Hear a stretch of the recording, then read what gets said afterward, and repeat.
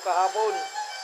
Hindi mo na ako nag-running ng isang linggo halos. Medyo hard work talaga muna ako dito sa bahay ko. Kaya nakapag-boost po ako kahapon. Nakaubos ako ng alos 30 ang supot na simento sa buhos nitong parang beam, parang belt beam pa. Kasi napakataas po itong aking slab. 16 na hollow block po yata bago yung slab. Ayan po. Ayan yun sa taas na yan. Yan po yung slab na sa 60 square meter ko. So ito yung belt niya.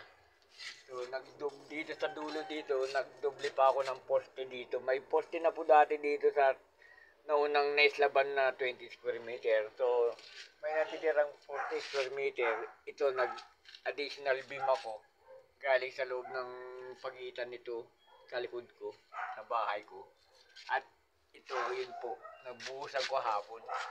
Nag-umpisa kami ng alas 8 na nagbuhos. Natapos kami ng alas 9 dahil mga 30 simento. Manual po. Hindi na ako nag-arkila ng mixer muna. Kumuha lang ako ng helper ko na 2. At yung mga manugang ko ito po. Yung poste, yung biga sa ibabaw, sa harapan. Nadoble na, 2 na yung biga sa harapan ko. Ayan o. Kasi nag-extra beam pa po ako. Kasi nag-extra beam. Extra pa rin ako ng poste. Naging doble ang poste ko dito sa harapan. Para makapagtanim din ako ng tubo pa. Dahil ayaw ko magkakaroon ng PVC tubo sa harap ng bahay ko. So ito po, malapad yung poste ko ngayon. Ayan, ang lapad po dito sa... May kumalapad lang po ito sa first floor tignan. Kaya napakalaki na pong poste ko dito sa harapan. So, ayan yung binuhusan ko. Inipitan ko rin automatic. Naiwan pala yung kutsara ko dito. Madumi pa oh. Ayan oh. Yung labor ko nagbuhos. Yung manugang ko pala. Manugang ko. Ang nagbuhos dito nung nabuhusan tong beam. Binalikan namin tong mataas na poste niya. Para maka-eksakto na dun sa original na beam niya. So, ayan po. May mataas kasi yung aking pong tinatawag na first floor niya. Kasi may parang attic po ito. May mezzanine. May mezzanine po ito dun. Dito sa harapan. Sa isang 20 square meter. At itong harapan na ito, 20 square meter din po itong bakanting area na to. Dati po may kwarto dito. Binakbak ko yung hollow block para naging buo ito. Ayan po yung poste. Bali, nag-additional ako ng 1, 2, 3, 4, 5, 6, 7 poste po ang additional ko ulit. Kasi itong pader dito, ngayon bago lang din po yung pader na yan. Wala pa akong hollow block dyan dati. So, kailangan nung mag-hollow block ako, naghukay ulit ako ng panibagong pundasyon. Paikot. Kung ano yung pundasyon ko po ngayon dito sa itaas, na parang belt niya. Ayan. Ayan po yung isang poste ko. Nakita nyo po yung poste ko. Ang laki. Ayan o. Napakalaki po ng poste ko. Hanggang sa ilalim ng biga ng first floor yan. So, magre-reduce po ako pag nakapag-flooring ng first floor. I-reduce ko po sa taas yan. Yan lapad ng posting yan. Ayan. Ganyan po, nakabuo. So, ito po yung parang sinatawag na attic niya. Bakal po itong mga pinatungan ko ng flooring nito. Puro tubular po yan. Bakal.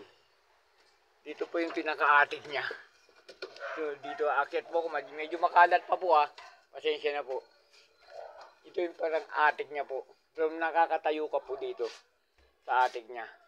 So, ayan po yung nagtaka kayo na mula sa beam na yan, may hollow block na automatic sa bawat side ng poste.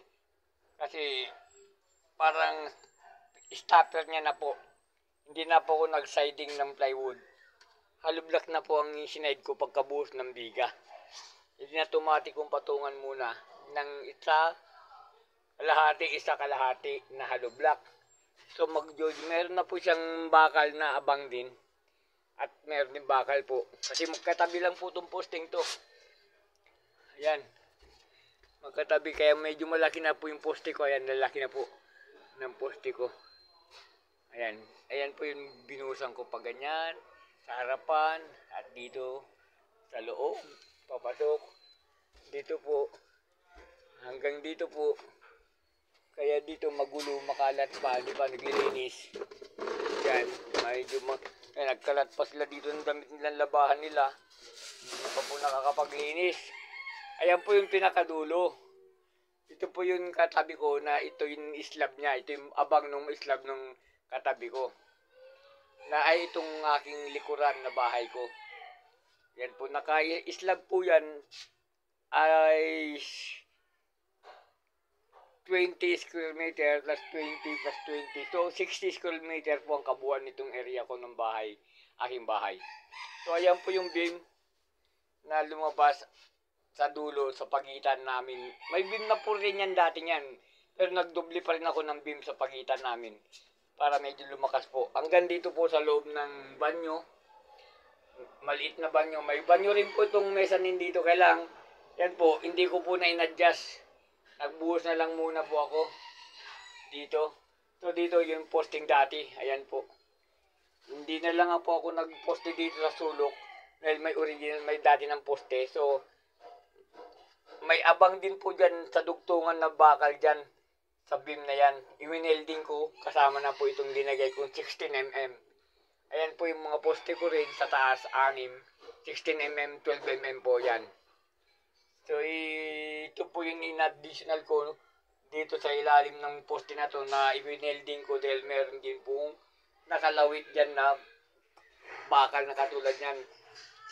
16mm na bakal for beam. So, ito po yung abang na bakal papunta sa harapan. Ayan. Meron. Tapos, ito po yung bago kong beam. Parang nag-Y siya dito, nag-L siya dito para makapasok sa gilid. Ayan sa kanto. So, i-adjust ko na lang po yung inodoro ko. Pag, kasi dalawang inodoro ko na po yung tinanggal ko. Nga sa taas. So, may dalawa pa rin akong CR na natitira sa ilalim sa baba. Yan, ito po yung naging style niyan. So, ganyan po. Ganyan po. Ayan po. Ayan. Sa kanto, sa labas nito.